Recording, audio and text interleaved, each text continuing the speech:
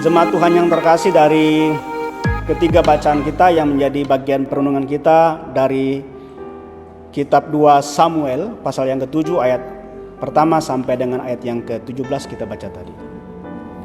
Bapak Ibu Saudara-saudara, saya kira salah satu ciri khas pada bulan ini, dan saya juga lihat tadi di banyak media sosial, adalah ketika kehadiran seorang bapak-bapak berbadan gemuk, berbaju merah, berjanggut putih, ya, kita kenal dengan Santa Claus. Saya pernah memerankan menjadi seorang Santa Claus, bagi-bagi kado ke anak-anak.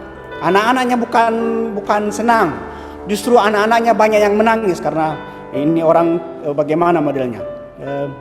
Jadi identik sekarang bulan-bulan ini dengan kehadiran Santa Claus, ya biasanya pengurus-pengurus sekolah minggu datang ke rumah anak-anak sekolah minggu sambil membawa kado bagi, katanya sudah bertingkah baik selama setahun ini. Jadi, nah ini yang menjadi kadangkala sudah menggeser harapan sukacita Natal kepada harapan menerima kado dari Santa Claus.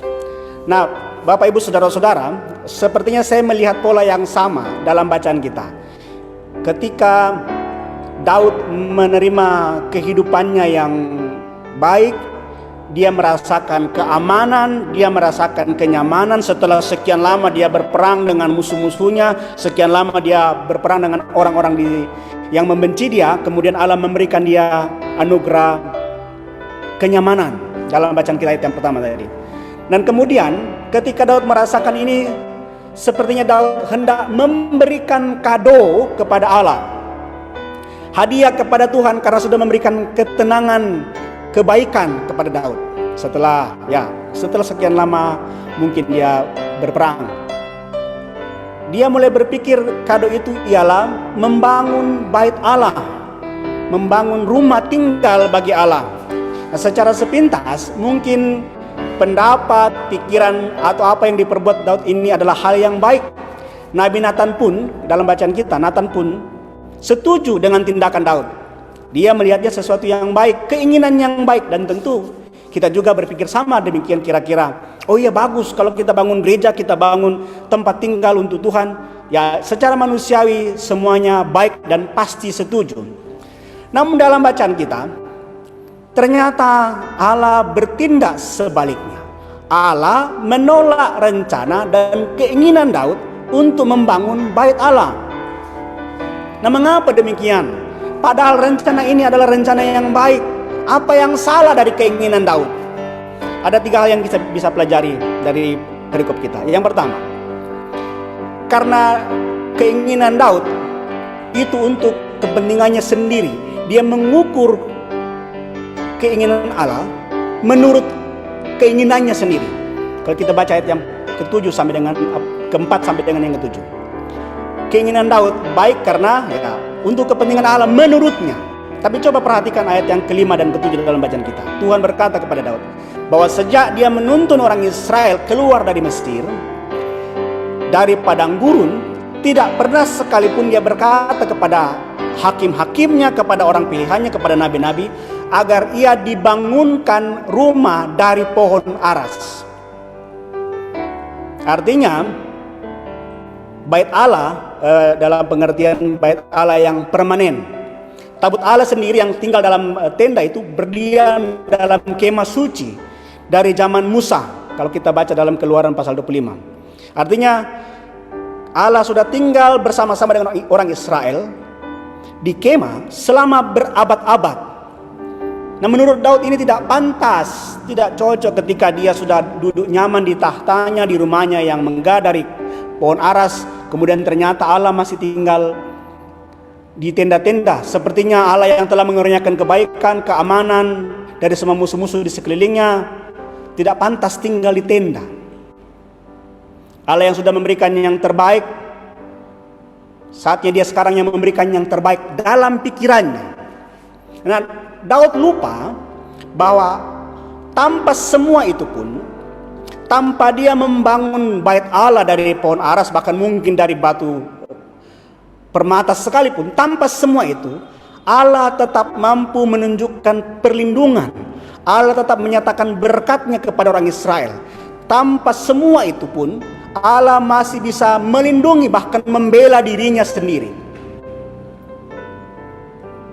Nah, sepertinya dengan membangun rumah bagi Allah menurut Daud, maka keadaan bangsa semakin aman, sebab Daud sudah berhasil membuat Allah tinggal.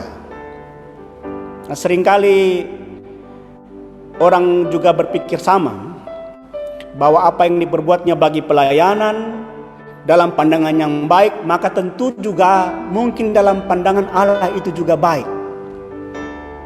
Apalagi kemudian orang berpikir bahwa semua yang dilakukan untuk nama Tuhan, untuk membuat nama Tuhan semakin dikenal, untuk membuat Tuhan kelihatan semakin hebat.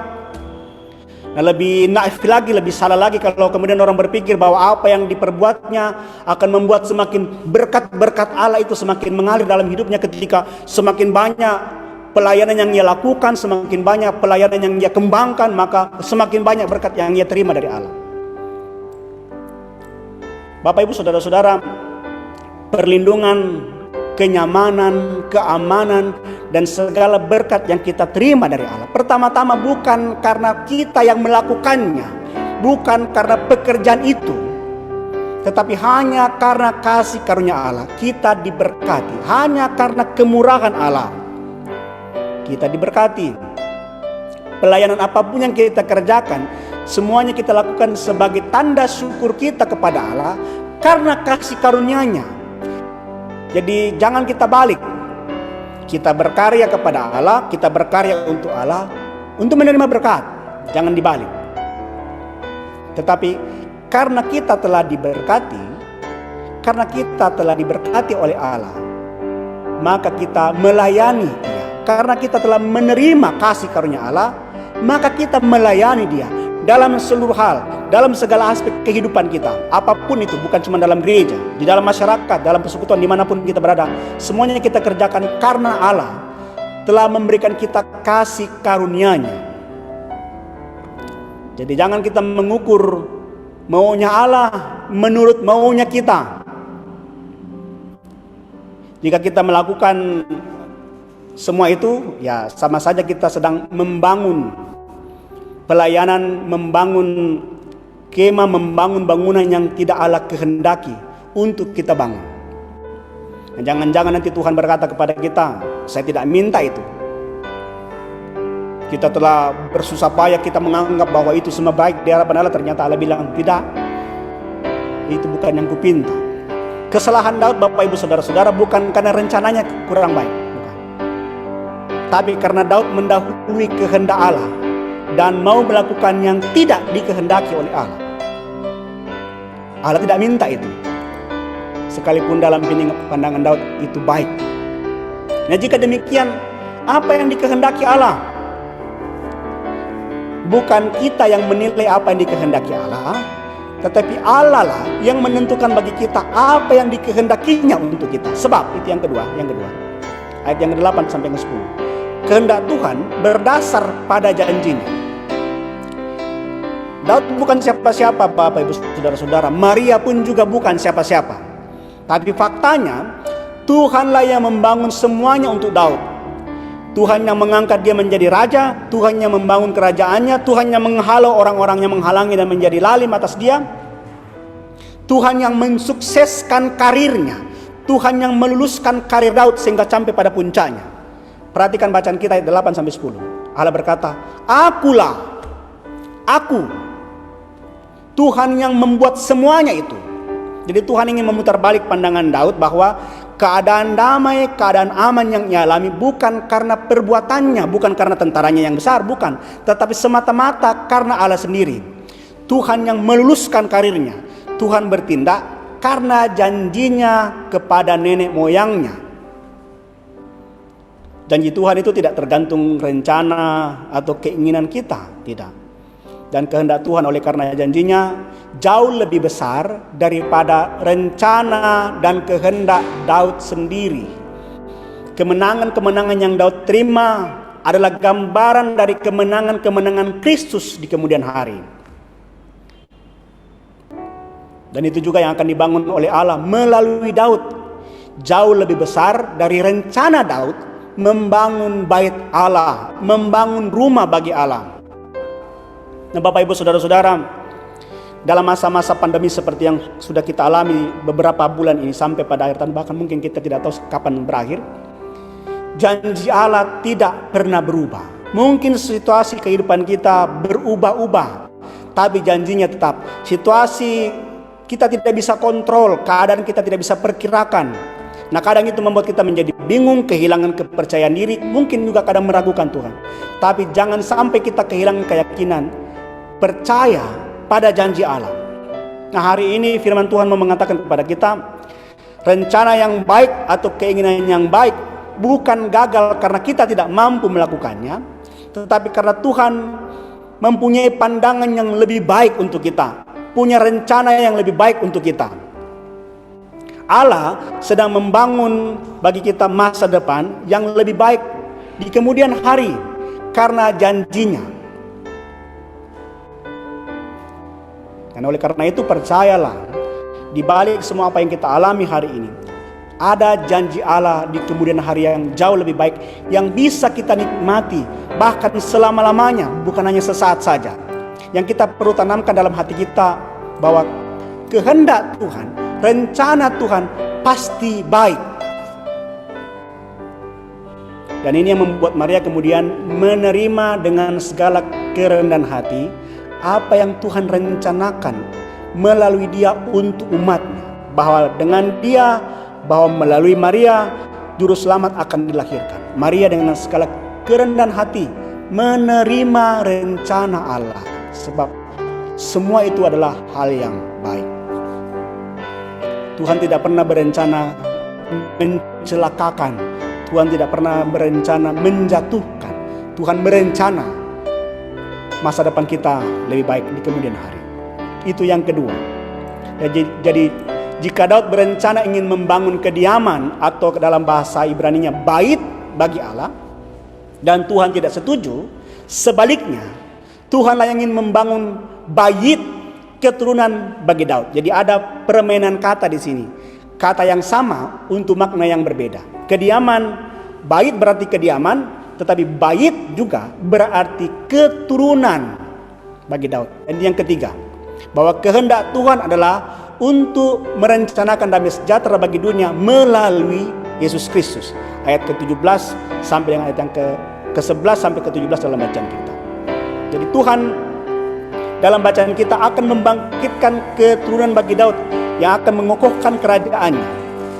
Nah, memang orang berpikir bahwa ini tertuju kepada Salomo, tetapi dalam bacaan kita dikatakan kerajaannya akan kekal selama-lamanya, jadi tidak sementara. Sementara Salomo kerajaannya terpecah menjadi dua, bahkan kemudian kerajaan Israel menjadi hilang setelah keluar dari pembuangan. Sementara Allah berfirman bahwa ya dalam ayat ke-13 sampai ke-14 dia akan kokoh selama-lamanya. Dan dengan demikian ini merujuk kepada Yesus Kristus sesuai dengan berita malaikat kepada Maria tadi. Dia akan menjadi raja yang kekal selama-lamanya.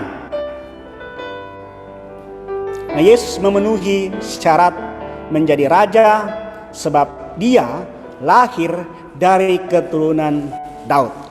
Kalau kita baca dalam Lukas kedua ayat 27 dan seterusnya ke bawah.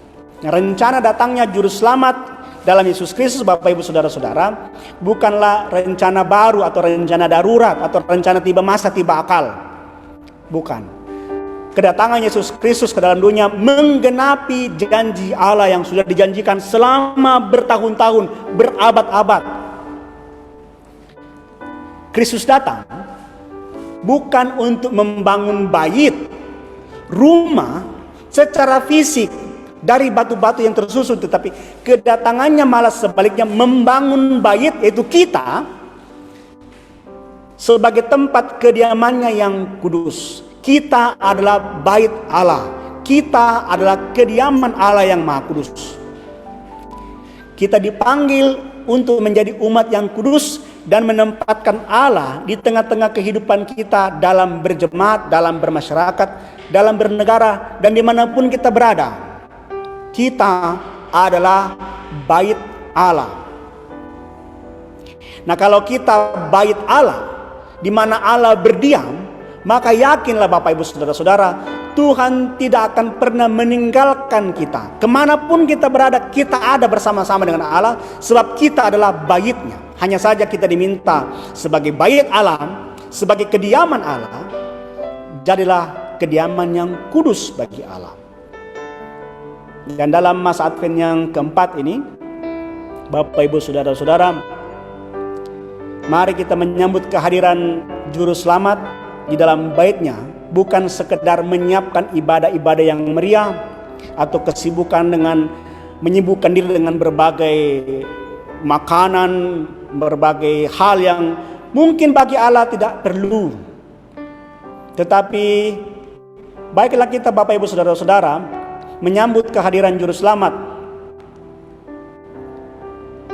di dalam bait-Nya yang kudus, di dalam hati kita masing-masing, dengan kerendahan hati dan kesederhanaan.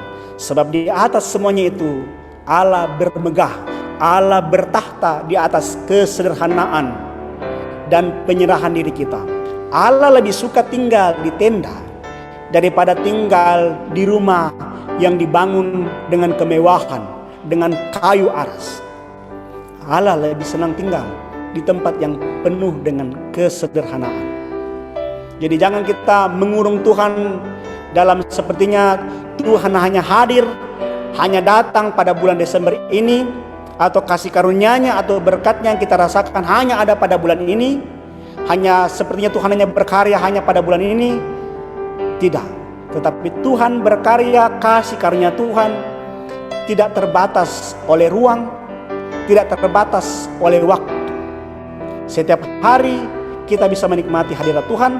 Setiap hari kita bisa menikmati kenyamanan bersama-sama dengan Tuhan. Setiap hari kita bisa merasakan bagaimana Tuhan berkarya dalam kehidupan kita. Yang diminta dari kita adalah hiduplah dalam kerendahan hati, hiduplah dalam kesederhanaan.